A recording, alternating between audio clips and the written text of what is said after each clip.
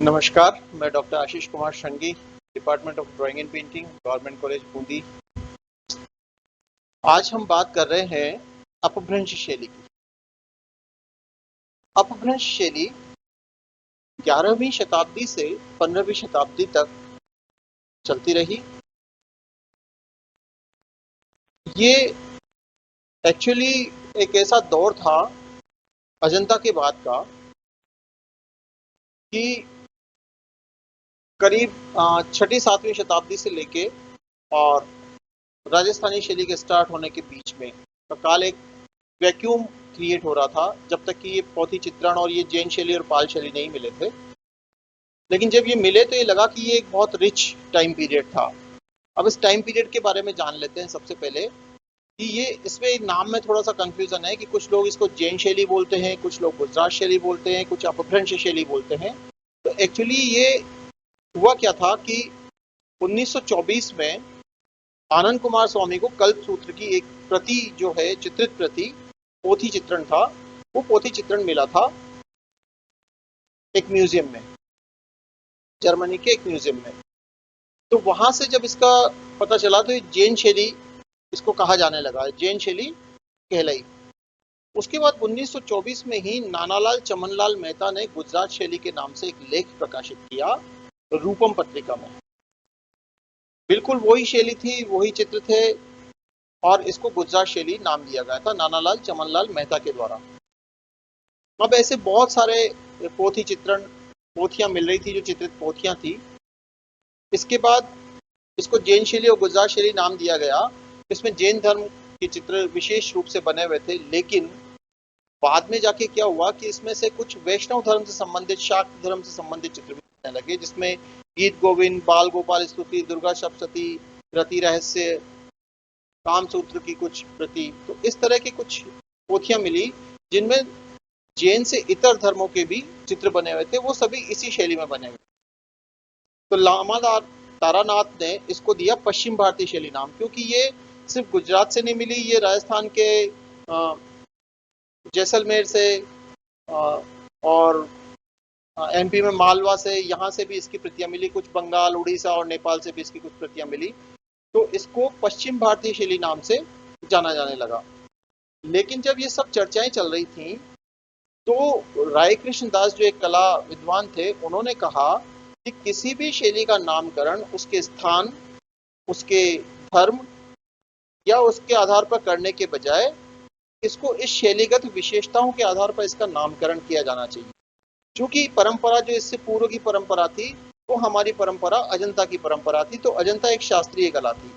जब हम इस कला को देखते हैं तो इसमें कलात्मकता की दृष्टि से उस कंपैरिजन में, उस तुलना में इसमें कुछ ऐसे तत्व थे जो इस कला को एक बिगड़ा हुआ रूप माना जा रहा था, कि जहां पर शरीर का जो सौष्ठव था, जो हमारी सादृश्य का सिद्धांत था, रूप की जो कल्पना थी, हमारी रूप का जो रचना थी, वो सारी की सारी यहाँ पर उस से भ्रष्ट हो गई थी, यानी कि वो उसमें गिरावट के चिन्ह नजर आ रहे थे। तो अपभ्रंश का मतलब था बिगड़ा हुआ। तो इस शैली को नाम दिया गया अपभ्रंश शैली, जो लगभग सभी कलाकारों ने इसको माना कि इस शैली का नामकरण अपभ्रंश शैली ही माना जाना चाहिए।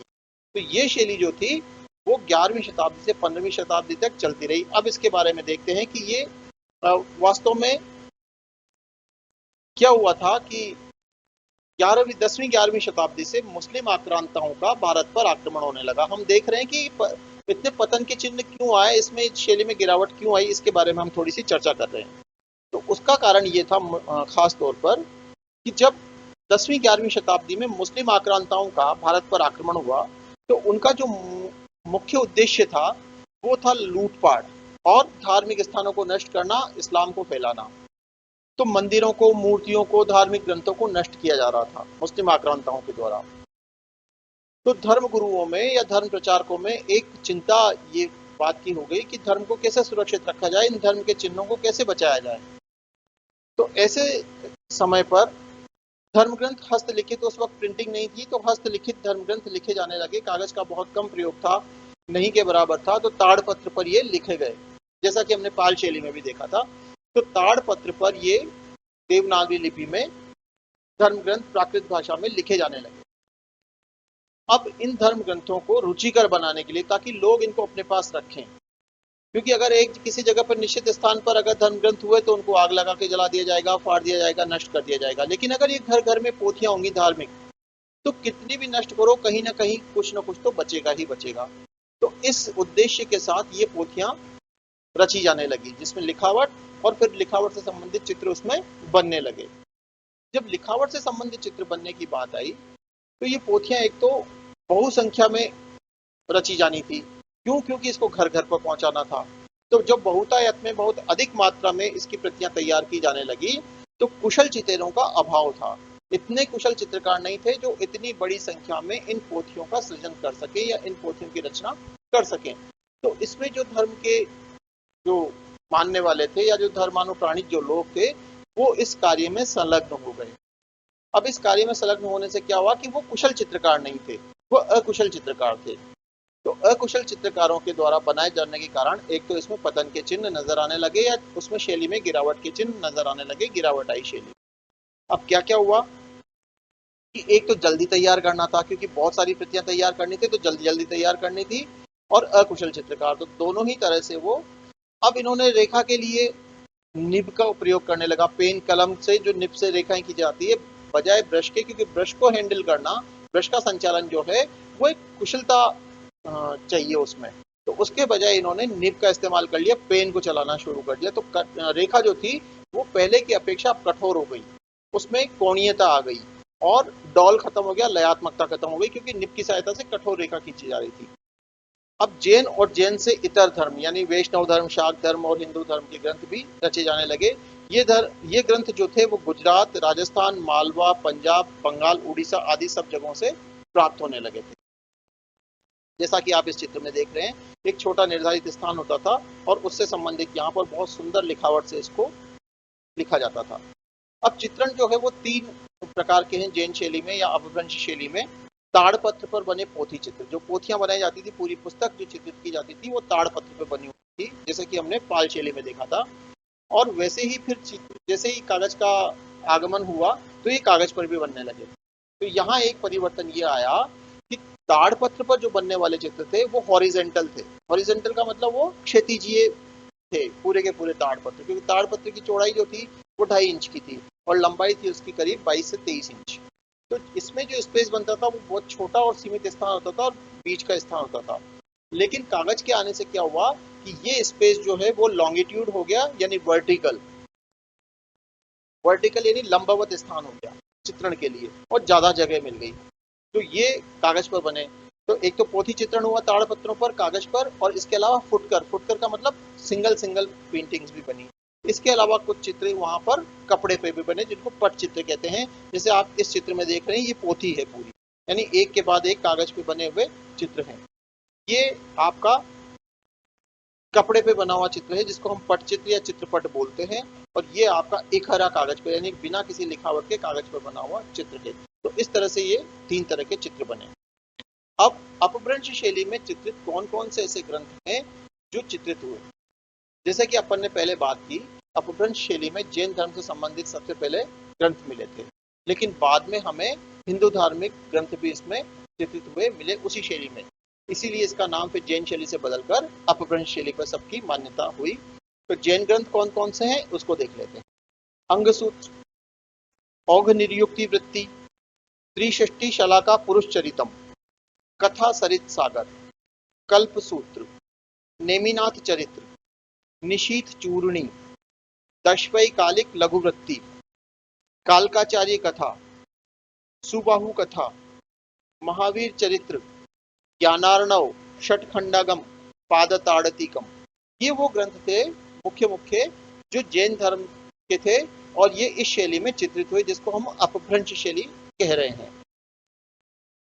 इसके अलावा जो वैष्णव हिंदू धर्म से संबंधित जो चित्र थे वो थे बाल गोपाल स्तुति, कृष्ण से संबंधित थी। गीत गोविंद, जयदेव का जो गीत गोविंद था वो भी इसमें चित्रित हुआ। रति रहस्य, कामसूत्र, मार्कंडेय पुराण, दुर्गा सप्तशती और बसंत विलास। ये वो चित्र थे जो जैन से धर्म से इतर जो ग्रंथ थे वो इस शैली में चित्रित हुए थे, अपभ्रंश शैली में चित्रित। अब अपभ्रंश शैली क्या थी, इसके बारे में आज थोड़ा सा और जान लेते हैं, बाकी इसकी विशेषताओं को हम कल के टॉपिक में लेंगे।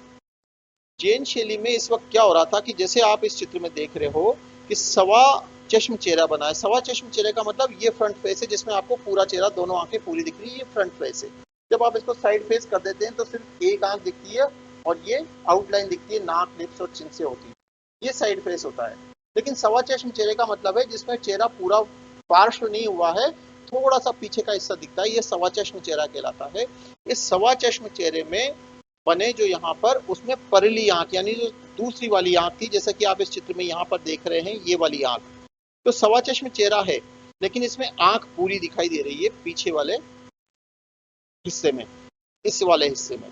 तो सवा चश्म चेहरे में परली आंख का पूरा अंकन, ये जैन शैली की बहुत खास बात है। अब ये क्यों आया, इसके लिए बात करते हैं। तो उस समय मंदिरों में जो मूर्तियां बन रही थी, उन मूर्तियों में बिल्लौरी, बिल्लौरी पत्थर है या चांदी की आंख, वो बनी हुई मूर्ति में ऊपर से वो आंखें लगा दी जाती थी। जब मूर्ति जो थी उसमें ऊपर से जब आप आंख चिपकाते हो तो और आंखें उभर कर आ जाती थी। तो जब आप साइड पे से उसको देख रहे हो तो उभरी हुई आंख साइड फेस पे से भी आपको दूसरी वाली आंख पूरी दिखती थी।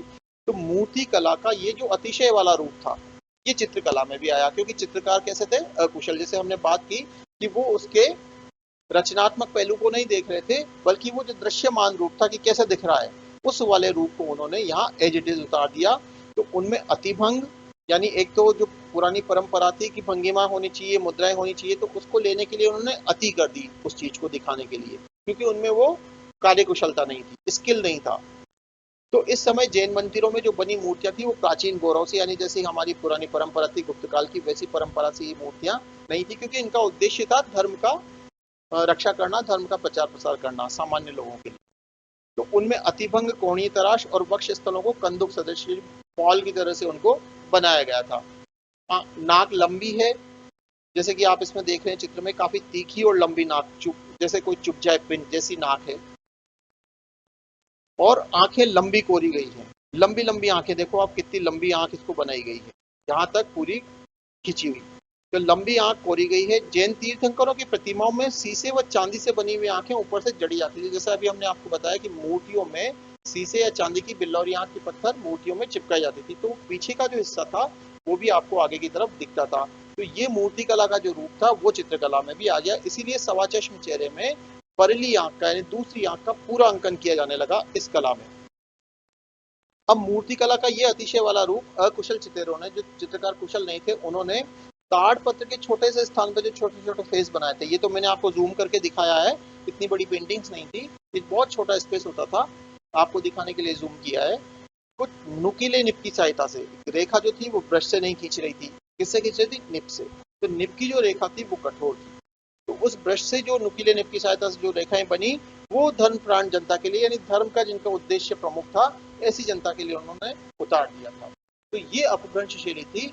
ये अपभ्रंश शैली की आज एक जनरल बात हुई कि क्यों ये पनपी, इसमें गिरावट के चिन्ह क्यों आए, इसका समय क्या रहा, कौन कौन से इसमें ग्रंथ थे, तो ये बात आज हमने की है। अब हम इसका नेक्स्ट जो पार्ट है यानी इसकी विशेषताओं को देखेंगे। तो इसमें दो बातें आएंगी, एक ताड़पत्र पर बने चित्र और एक कागज पर बने चित्र। तो इन सब की विशेषताएं जो है वो हम देखेंगे कल वाले लेसन में।